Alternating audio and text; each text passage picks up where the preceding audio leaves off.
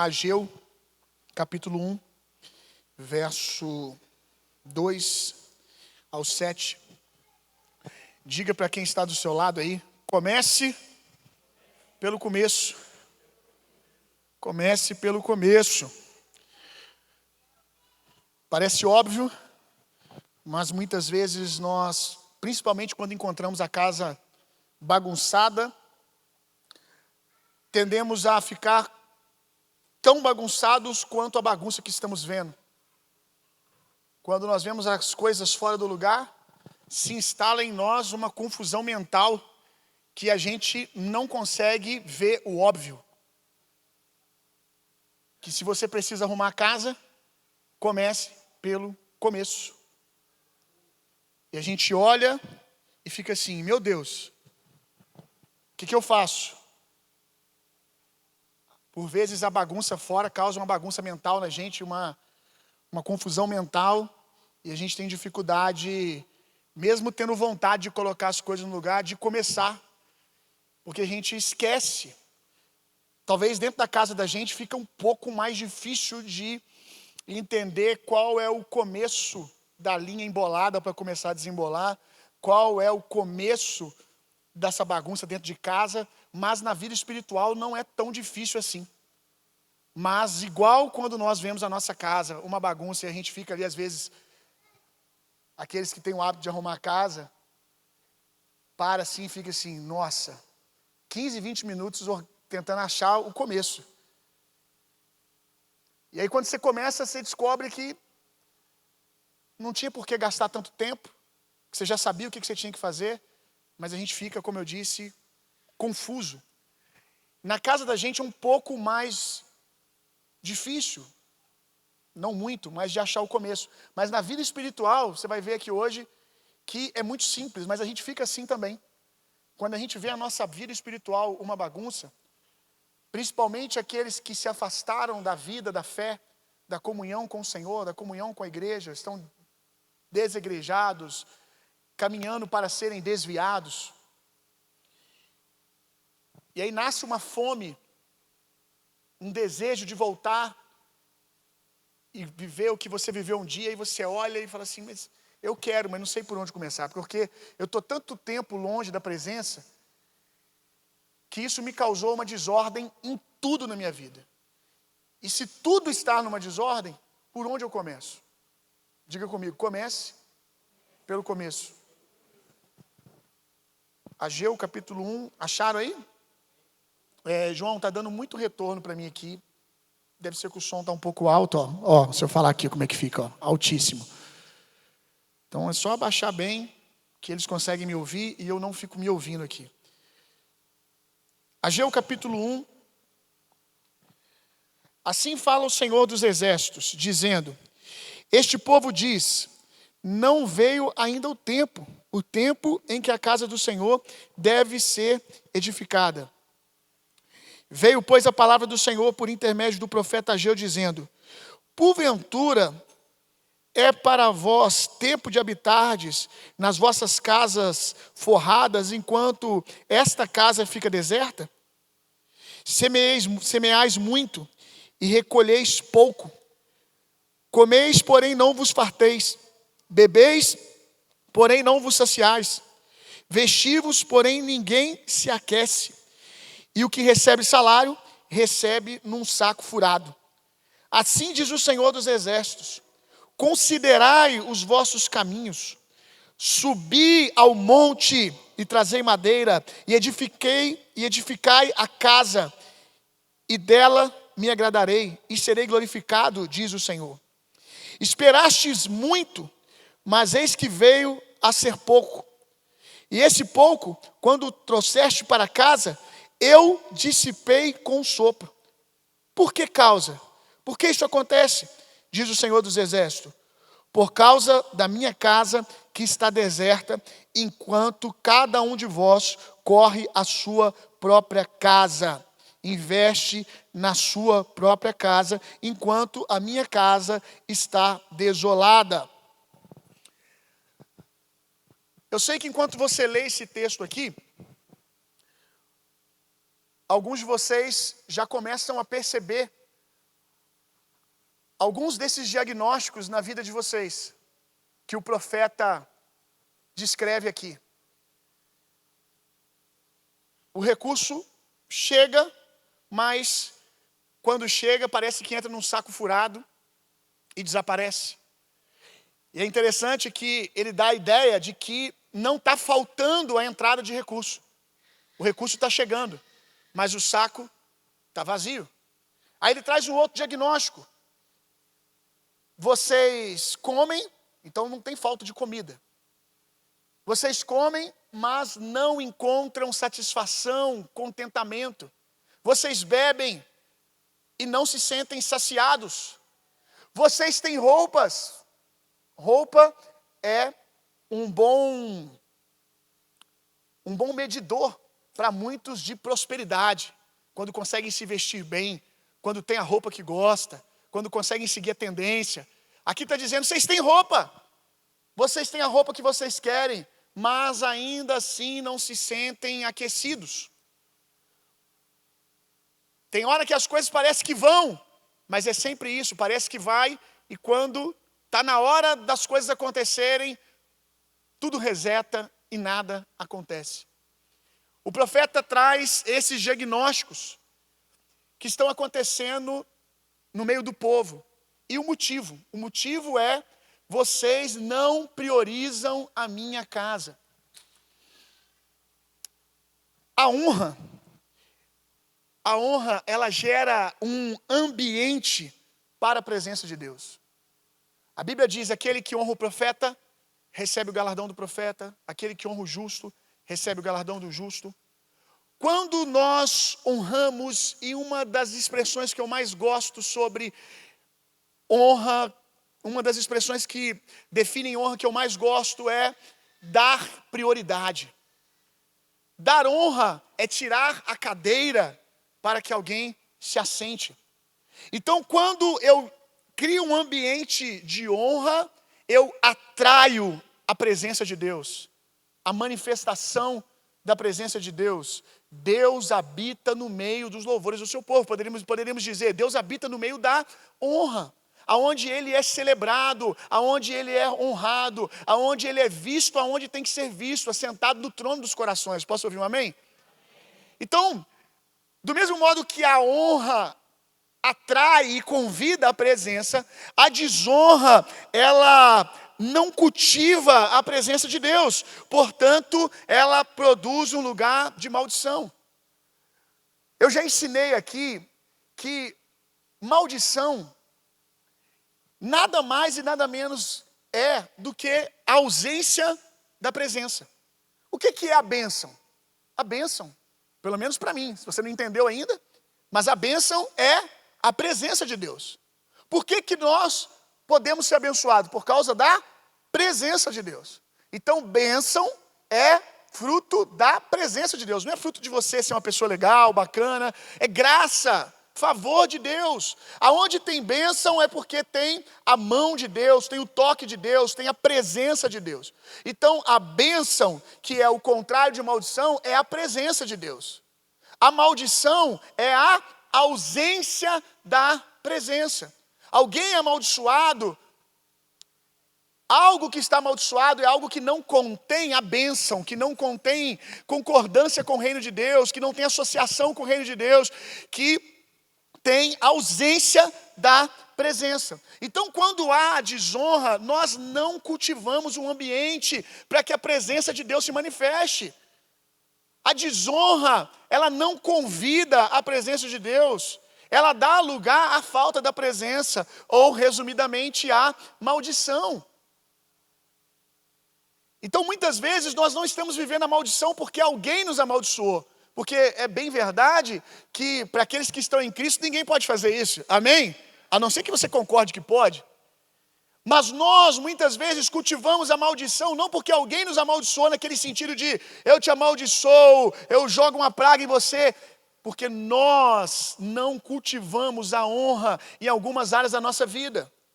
E por não cultivarmos a honra, a presença de Deus não é bem-vinda ali, a presença de Deus não é cultivada ali, e portanto, aquele lugar fica seco. Ainda que várias áreas da nossa vida, ainda que no nosso homem interior haja um rio de vida que flui, aonde nós não cultivamos a honra, é como se nós não canalizássemos a presença que está dentro de nós para esses lugares. É como se nós retivéssemos a presença dentro do nosso espírito, que é abençoado, cheio de vida, e não permitíssemos que essa presença, que esse rio de Deus corra em outros lugares da nossa vida. Porque quando nós não honramos ao Senhor em áreas da nossa vida, é como se nós estivéssemos dizendo: Deus não é bem-vindo aqui. Aqui eu quero administrar. Aqui eu quero do meu jeito.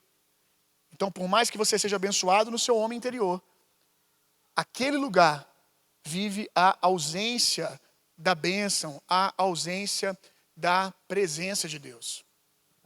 Quantos estão comigo aí? O profeta diz que aqui no texto, o motivo desse diagnóstico que ele narra para nós, desses diagnósticos, dessas coisas, é porque eles não honram a casa de Deus. Porque eles estão construindo para eles e não há um lugar, ali está falando de um templo físico, para que a presença de Deus se manifeste. Todo recurso que eles recebem, e você já deve ter aprendido que tudo aquilo que você recebe vem do Senhor. Ele que é o dono do ouro, da prata.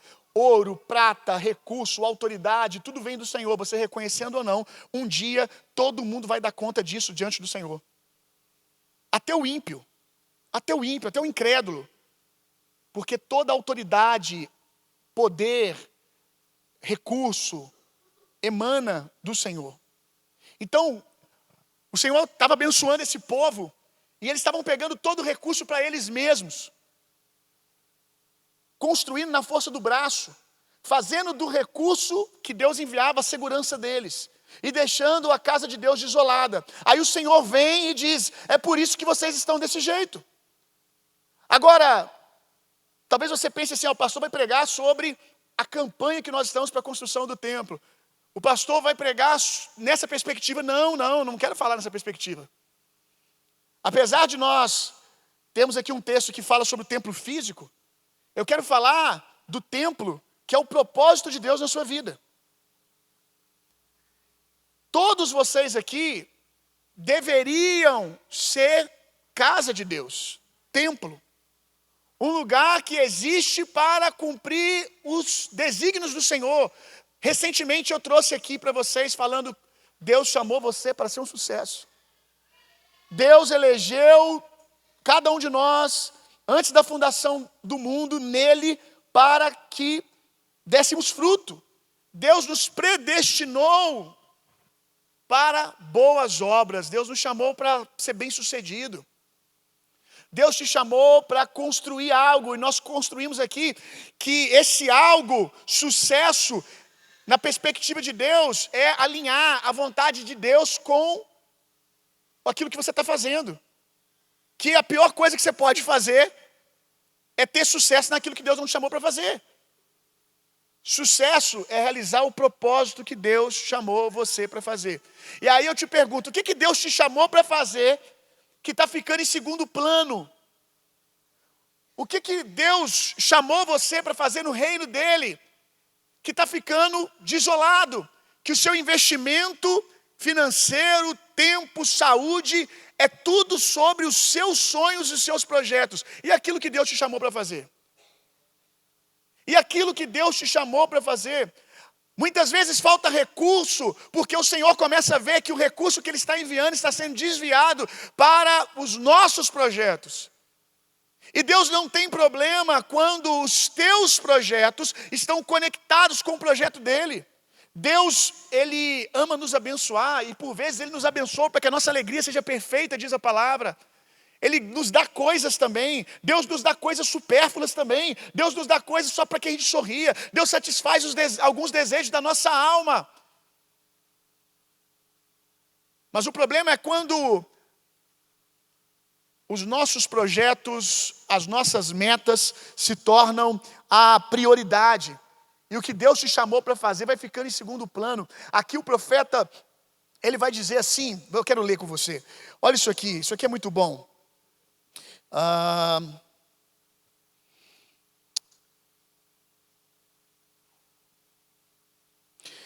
no verso 2, na parte B, esse povo diz: não veio ainda o tempo em que a casa do Senhor deve ser edificada. Nossa, como eu ouço crentes falar isso aqui. Não, eu tenho um chamado, mas não é o tempo ainda.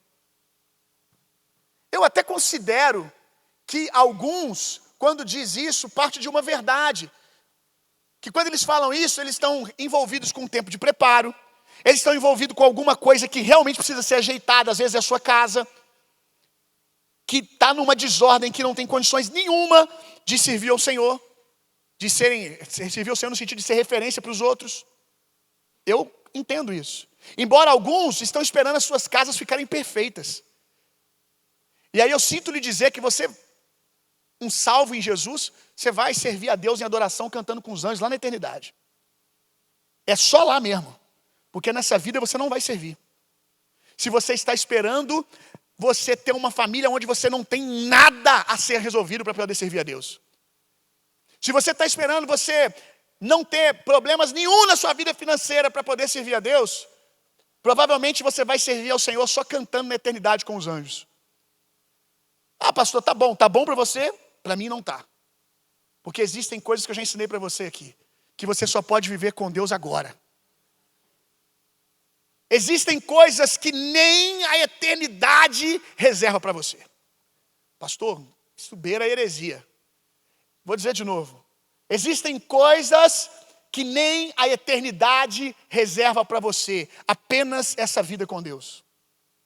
Ou você acha que você vai poder trabalhar, ser canal de Deus para a restauração de uma família, com o seu cuidado, com a sua atenção, com a sua oração, com os seus conselhos na eternidade. Na eternidade não há famílias para serem reconstruídas, todas elas já foram reconstruídas.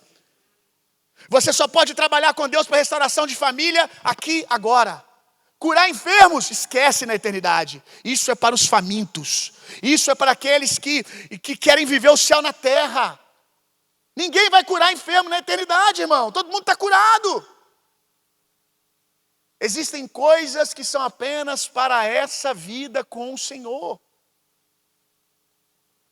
E tem muitos aqui que estão sempre assim: amanhã eu volto para Jesus. Amanhã, pastor, por que a minha vida não prospera? Porque Deus fica sempre em segundo plano. Então administre você a sua vida financeira, administre você a sua saúde mental, administre você o seu tempo.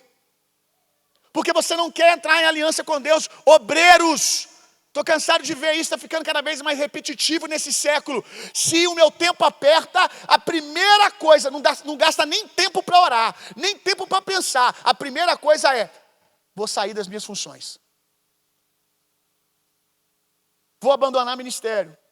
Eu estou aqui consciente que há pessoas e estações que as pessoas precisam fazer isso. Não quero trazer peso sobre alguém que precisou e que teve direção de Deus para isso.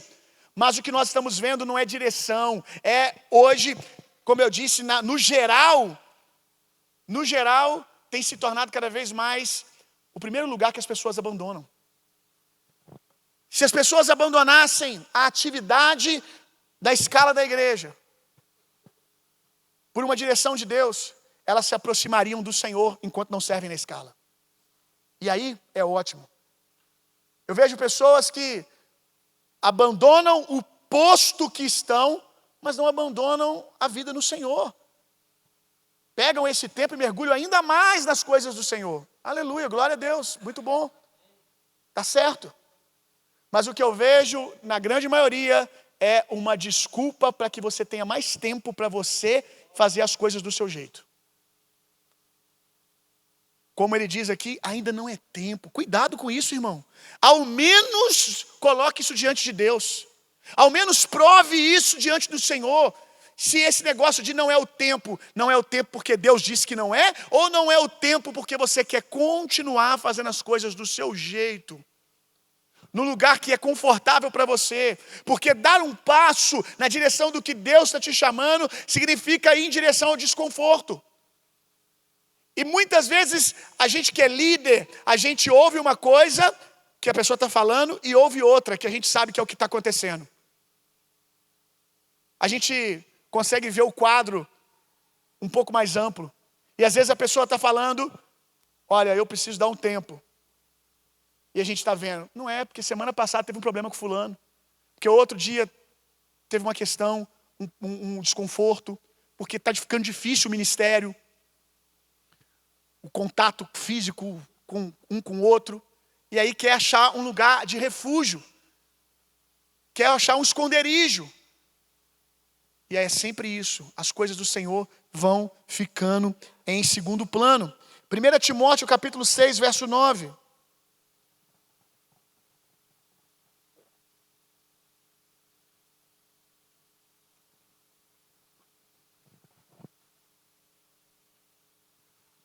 No entanto, os que ambicionam ficar ricos caem em tentações e armadilhas e em muitas vontades loucas e nocivas, que atolam muitas pessoas na ruína e na completa desgraça. Porquanto o amor ao dinheiro é a raiz de todos os males, e por causa dessa cobiça, alguns se desviaram da fé e se atormentaram em meio de muitos sofrimentos. Tem uma coisa que eu sempre destaco quando eu leio esse texto, é esse final. Que pela cobiça desesperada de ter, de conquistar, as pessoas elas se embaraçam em coisas, elas entram em problemas que elas mesmas construíram. Quantas vezes eu já vi isso? Elas mesmas constroem e muitas vezes não conseguem entender que os problemas que está vivendo não é o diabo que está trazendo, não é retaliação de alguém, é a sua ambição que vai bagunçando as coisas desesperadamente por causa dessa loucura de ter, de conquistar. Preguei aqui há uma semana atrás, o Eric trouxe uma palavra de oferta e falou sobre isso também. Se tem algo caro, de valor nesses dias, é encontrarmos um lugar de contentamento. Porque num tempo onde estamos expostos a muitas vozes, inevitavelmente por conta das redes sociais, pastor, tem um tempo, parece que você está perseguindo as redes sociais. Tô mesmo. Eu quero te tirar de lá. Quero que você dose mais o seu tempo lá. Porque muitos de vocês estão doentes, porque ficam ali expostos a essas muitas vozes. E ali a gente fica exposto a essas muitas vozes num tempo como esse que nós estamos vivendo, sendo pressionados, perturbados, provocados o tempo todo a nos perguntar se o que temos é suficiente. Tem gente criando demandas que nunca criou, começando a desejar coisas que nunca desejou. Eram pessoas satisfeitas com a família que tinham, até ver a família do outro, até ver ser provocado pela postagem do outro. E a gente vive esse século, essa pressão. E o que eu estou vendo hoje? Quando o Ageu diz ali que conquistam, comem e não se sentem saciados. Bebem e não se sentem saciados. Se vestem e não conseguem sentir o calor das roupas. É o que está acontecendo hoje. Conquista, conquista, conquista, mas há um vazio dentro. Porque não há o cumprimento do propósito. Você nunca vai encontrar um lugar de satisfação naquilo que você faz, se o que você faz só para ter, só para ser. Não por uma convicção de chamado, não sobretudo para agradar o Senhor. E como nós estamos nos perdendo desse lugar. Até os obreiros na igreja, muitas vezes hoje já servem mais pelo status. Não é à toa que a gente usa o nome, aqui na igreja a gente vem eliminando disso já faz mais de um ano, voluntário. A gente ainda deixa lá no grupo, lá, obreiro/voluntário, para que judicialmente proteja a igreja. De pessoas mal intencionadas que possam tentar, porque acontece por aí, processar a igreja porque prestava serviço e não recebia. Então, apesar de todo mundo assinar um termo de compromisso de voluntariado, ainda assim a gente deixa sempre o termo voluntário lá, para que blinde a igreja judicialmente. Mas já tem mais de um ano, já tem uns 2, que eu venho eliminando essa palavra do nosso meio aqui, falando existe voluntário e existe obreiro. Deus te chamou para ser um obreiro. Voluntário faz quando quer, quando está afim. Entende? Quando eu estou na vibe hoje. Hoje eu quero fazer uma ação social. Hoje eu quero fazer o bem. Acordei de manhã bem, então eu quero fazer o bem. Eu quero fazer uma postagem no meu Instagram. Eu quero mostrar que eu sou envolvido com as causas humanas, das relações humanas. Eu quero fazer alguma coisa para alguém. Isso é voluntário. Obreiro, a motivação dele primária é agradar ao seu Senhor. Meu Deus, cadê aquele tempo? Cadê aquele tempo que a gente estava na igreja servindo, com sangue no olho? Não tinha foto, não tinha foto, não tinha Instagram, não tinha Facebook. A gente não estava servindo para alguém tirar uma foto nossa, a gente ter uma foto legal para poder postar depois no nosso feed e escrever um textão sobre como servir a Deus. Cara de pau ainda sendo o único dia que ele foi servir no mês. E aí pegou a foto, escreveu um textão de como ser fiel e servir a Deus. Cadê aquele tempo? Paixão de estar cooperando com Deus. Eu amo servir porque eu amo servir. Que eu amo servir o Senhor, eu amo derramar na vida dos meus irmãos. Eu amo a vida em comunidade. Quando foi que isso deixou de não ser suficiente? Por quê? Porque a gente fica nessa pressão das vozes gerando em nós que nada que nós temos é suficiente, precisa sempre de mais, de mais, de mais, de mais. Aí a gente vê esses diagnósticos aqui. Quais são eles? Comem e não se saciam. Tem bênçãos, mas elas não os preenchem. Parece que vai, mas sempre dá errado. A entrada aumenta, mas o buraco também. Constantes perdas repetidamente. Eu estou dizendo que todo mundo que sofre uma dessas duas coisas aqui se enquadra nessa característica de alguém que não coloca o Senhor como prioridade? De jeito nenhum. É possível que você possa estar vivendo coisas como essa e não ter relação nenhuma com não colocar o Senhor como prioridade. Mas ao menos você deve questionar. Se você sabe que você não está colocando o Senhor como prioridade, a sua vida com Deus, a sua vida espiritual como prioridade, então você deveria questionar se o que você está vivendo não é por causa disso aqui. Porque você, nascido de novo, tem a vida de Deus dentro de você, tem o rio de Deus dentro de você, mas esse rio não transborda nas áreas da sua vida porque você disse que o Senhor não é bem-vindo ali. Fica só aí dentro do seu homem interior. Não transborda. Porque bênção só é bênção quando é compartilhada, irmão.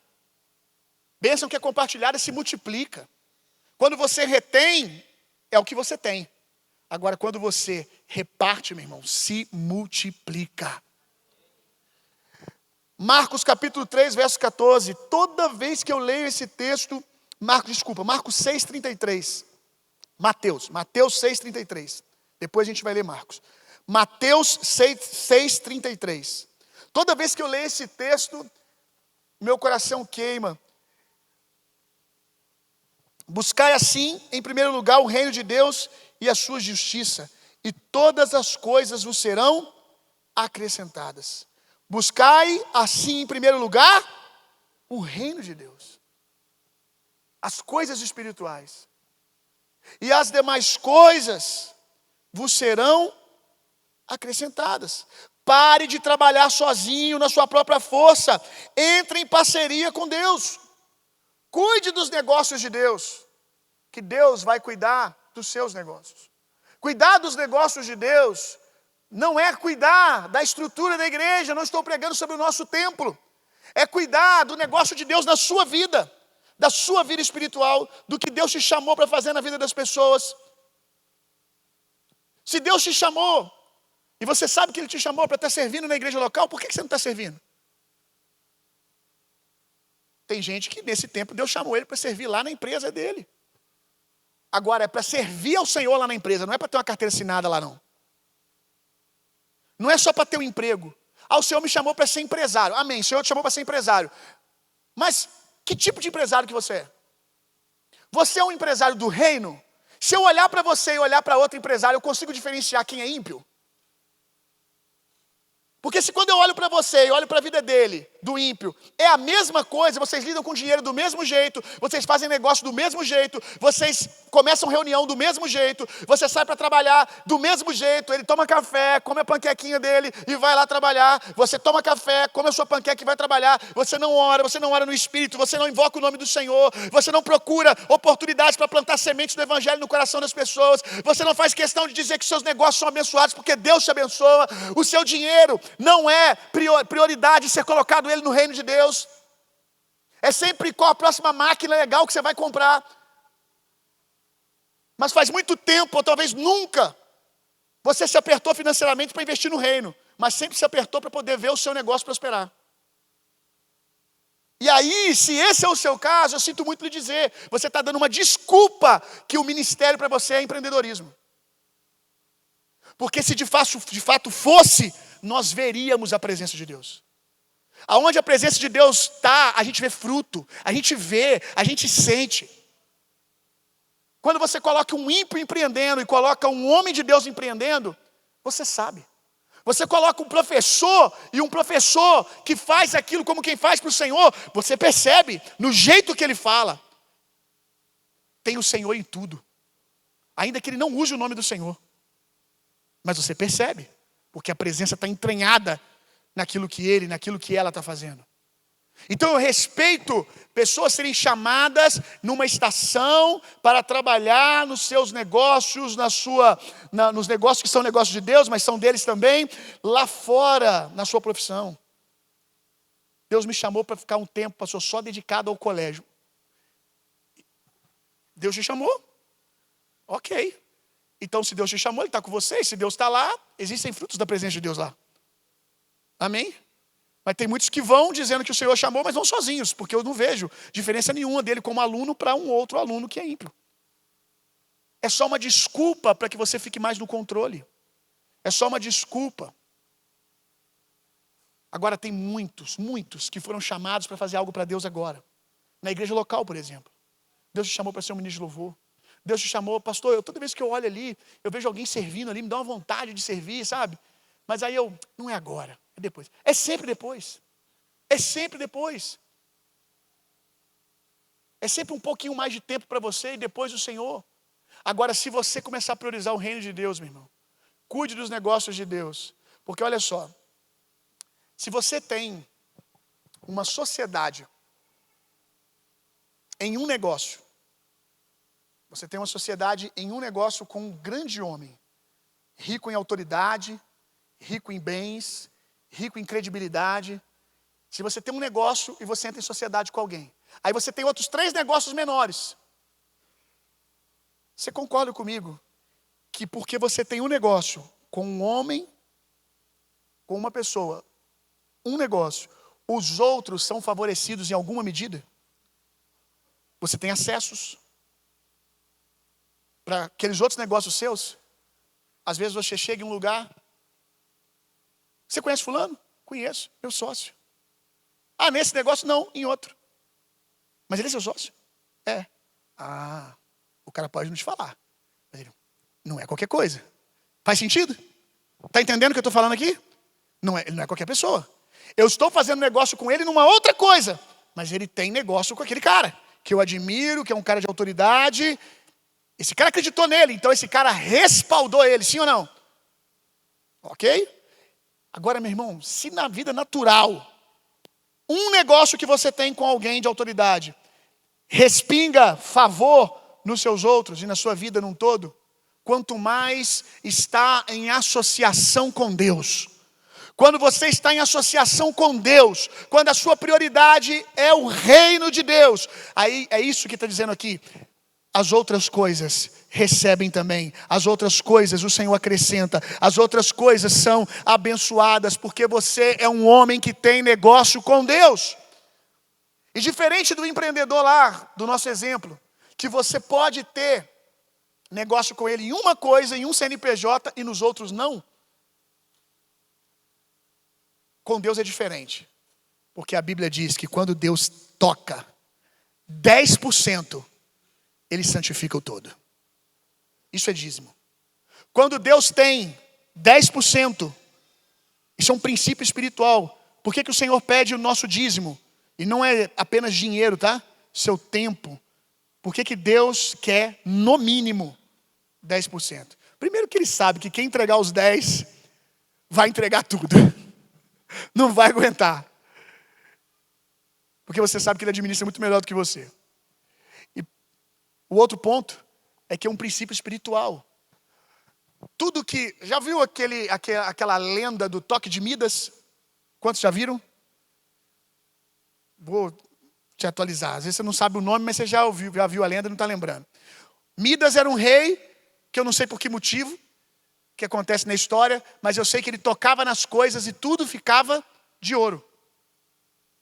Tudo era transformado em ouro. Era inevitável. Ele podia tocar só aqui na pontinha da caixa. A caixa toda ficava de ouro. Se ele tocasse no dedinho de uma pessoa, a pessoa toda ficava de ouro. O que em alguns aspectos não era bom, porque uma pessoa iria morrer se ele tocasse. Então isso limitava suas relações e outras coisas. Mas agora no contexto que eu estou trazendo aqui, entenda que a presença de Deus é como o toque de Midas. No aspecto de que aonde Deus toca, Ele santifica. Aonde Deus toca, Ele abençoa o todo. Por isso que Ele quer 10%, porque Ele sabe que se Ele tocar, o todo é abençoado. Então quem tem o Senhor como prioridade, quando as coisas de Deus são prioridade, Deus toca e tudo à nossa volta recebe favor de Deus. Agora sim, Marcos capítulo 3, verso 14. E escolheu 12, diga eu. Você ficou com dúvida. E escolheu 12, diga eu. Porque você também é um discípulo de Jesus, amém?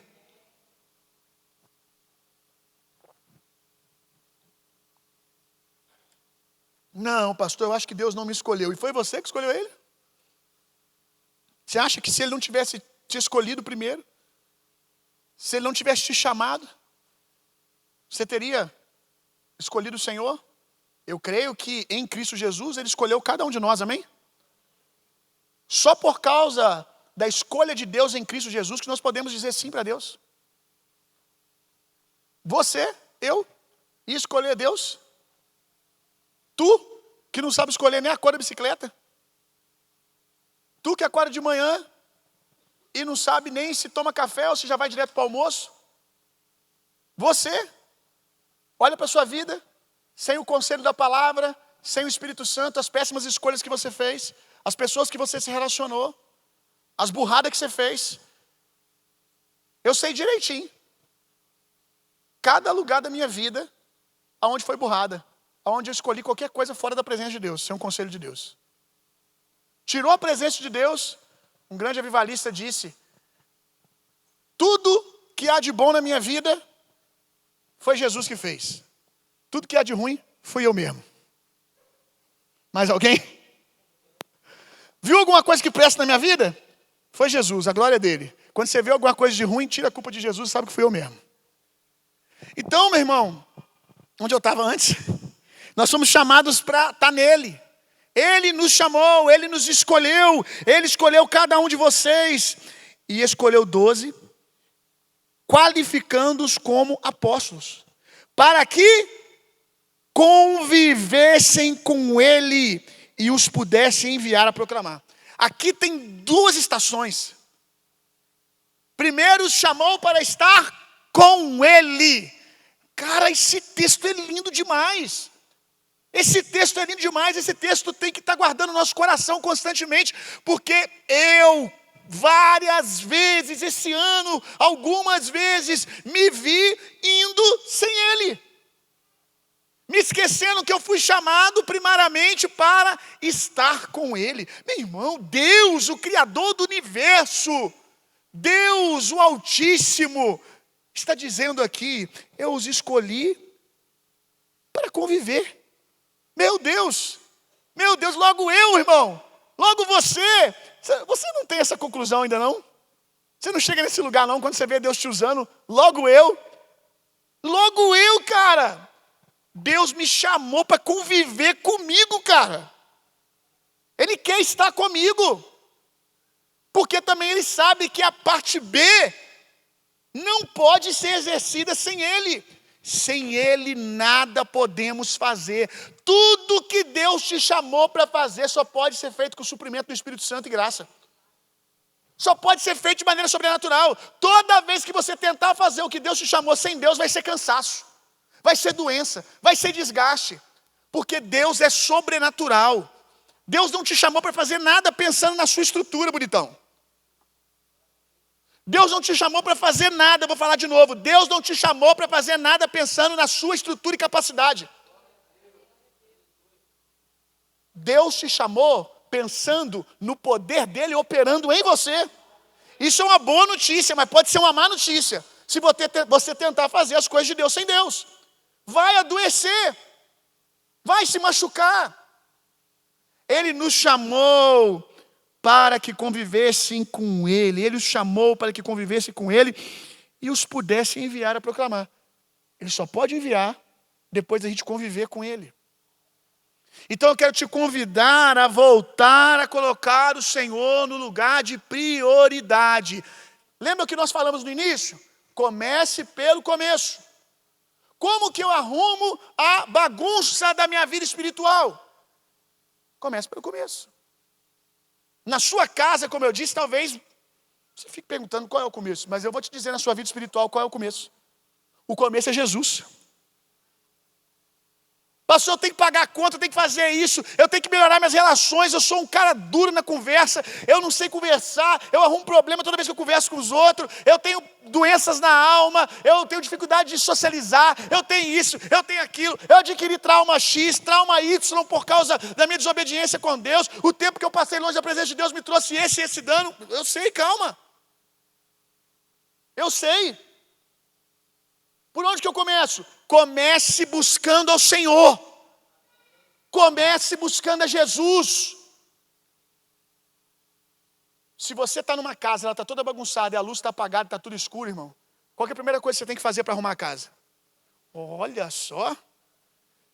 A sua casa pode ser de dia, mas eu quero te dizer que a sua vida espiritual, quando ela está uma bagunça, você que está voltando para o Senhor, está pensando em voltar a caminhar com o Senhor, a sua casa está uma bagunça, mas o problema da bagunça não é da sua casa, não é só essa bagunça aí não. O problema da sua casa é que é uma bagunça e tem escuridão. Porque se você acender a luz, aí você vai ver. E aí o Senhor é a luz que denuncia onde estão os problemas, mas Ele também é a presença que pega na sua mão e fala, vamos fazer isso aqui? Mas saiba de uma coisa, Deus se incomoda mais com a sua ausência do que com a sua bagunça. Vamos lá, isso aqui ficou muito bom. Deus se incomoda mais com a sua ausência do que com a sua bagunça. Marta, Marta, hein? Deus se incomoda mais com a sua ausência, Marta, do que com a sua bagunça. Porque Ele sabe que se você estiver nele, você vai sair dali e vai arrumar a casa depois rapidinho, as coisas, não vai faltar graça, não vai faltar energia, não vai faltar contentamento para colocar as coisas no lugar.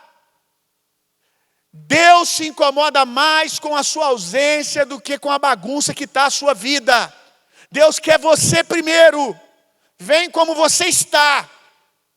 Se aproxima de Deus do jeito que está, com essa bagunça toda. Começa a orar com a vida bagunçada. Começa a ler a Bíblia com a vida bagunçada. Continua vindo na igreja com a vida bagunçada. E você vai ver. Sinais acompanham aqueles que creem, meu irmão. Quem crê, sinais acompanham por quê? Porque ele está seguindo Jesus. Amém? Quando você começa a seguir Jesus, ó, atrás de você, os sinais, ó.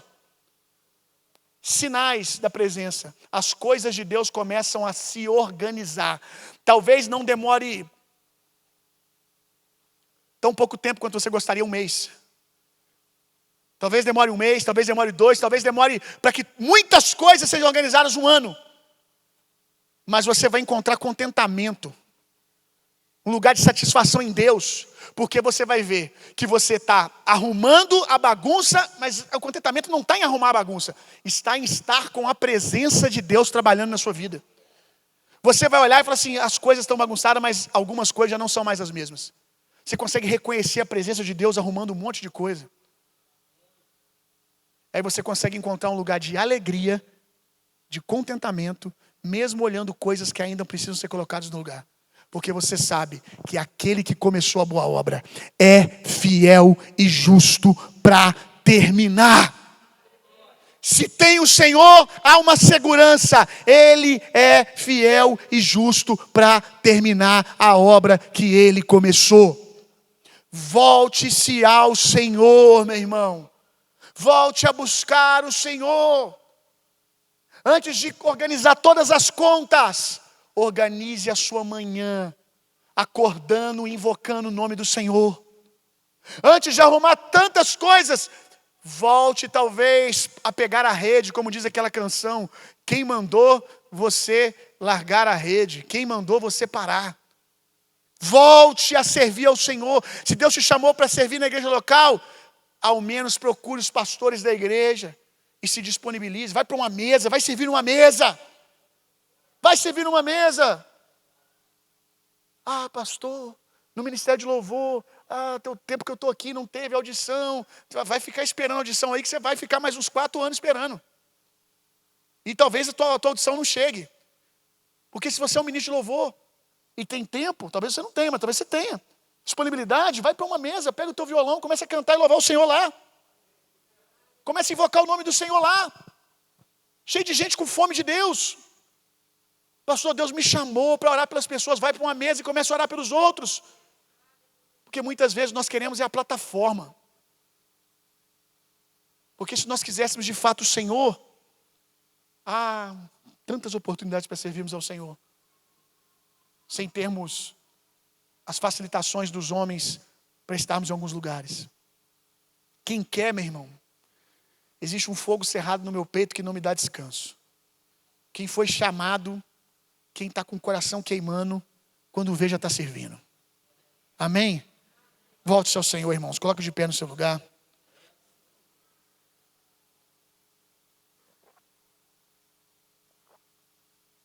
Se você precisa voltar ao Senhor em alguma medida, talvez você não é aquele que precisa voltar para Jesus, porque você está caminhando com o Senhor. Mas você tem se pegado, investindo muito as suas emoções, colocando muito a sua confiança nas coisas que você está fazendo,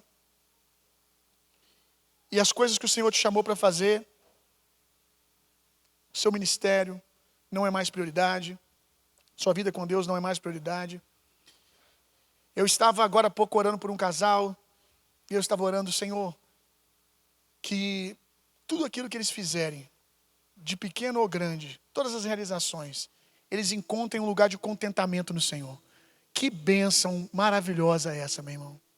Ah, irmão, como tem me tocado ver pessoas contentes em Deus. Como tem me tocado ver pessoas contentes em Deus. É sobrenatural esse negócio de contentamento. Porque a gente tem pessoas que têm cargo, têm credibilidade na igreja, tem um monte de coisa e estão sempre inquietas. Aí a gente vê os pastores aqui, a gente repara. Aquele irmãozinho, aquela irmãzinha, está sempre com o crachá ali, com um sorriso no rosto, servindo, quietinho. É o jeitinho dele, é o jeitinho dela. Quietinho, sorriso no rosto. Você vai conversar, é a presença de Deus pura. O coração da gente se alegra, a gente sai dali energizado quando conversa com a pessoa. Não tem status, não tem acessos que outros têm. Ou tem, né? Aleluia. Na verdade tem, né? Tem um acesso espiritual, meu irmão, que só vem quando você começa a se livrar das doenças desse século, gente. Ah, gente, vamos se livrar das doenças desse século. Desse desespero de a alegria está ali, não, agora está aqui. Não, irmão. Comece com o Senhor. Comece invocando a presença do Senhor. Comece invocando o nome do Senhor. Eu oro para que invocando o nome do Senhor você veja como um arco-íris a presença de Deus. Luz brotando assim em áreas da sua vida que antes era um lugar de reclamação e murmuração. Mas de repente a presença de Deus vai chegar e você vai ver beleza onde você não via antes. Você vai ver beleza em lugares que você falou, nossa, isso aqui não tem nada de Deus. Minha família é ruim demais. E de repente a presença de Deus vai vir. Uau! minha mulher é maravilhosa, meu marido é maravilhoso, nossa, meus filhos são maravilhosos. Você vai começar a sorrir com o tempo que você tem andando. Você vai falar assim: eu tive carro, e na época que eu tinha carro eu não tinha essa alegria que eu estou tendo agora. Tem problema ter carro? Não, talvez depois você vai ter carro. Mas você pode talvez desfrutar um lugar de contentamento em Deus sem carro só agora que você não tem. Sim ou não? Existem experiências que são só agora. E aí você vai ter e as coisas não vão te ter, porque você já teve o seu coração provado, não tendo, e eu já tive essa experiência, encontrando um lugar de profundo contentamento e satisfação, não tendo coisas, mas tendo a presença nas coisas simples. Aleluia. Se o Senhor derramar um avivamento de contentamento no nosso meio, meu Deus, irmão, a doença desse século é isso aí, ó. Comem e não se saciam, bebem e não se saciam. E você concorda comigo que nós frequentemente vemos essa doença batendo na porta do nosso coração? Frequentemente nós vemos essa doença batendo na porta do nosso coração. Que o Senhor derrame um avivamento de contentamento no nosso meio. E comendo nós vamos nos saciar, muito ou pouco a gente vai se saciar. Bebendo a gente vai se saciar, bebendo muito ou pouco a gente vai se saciar. Tendo o que vestir nós vamos nos saciar, muito ou pouco.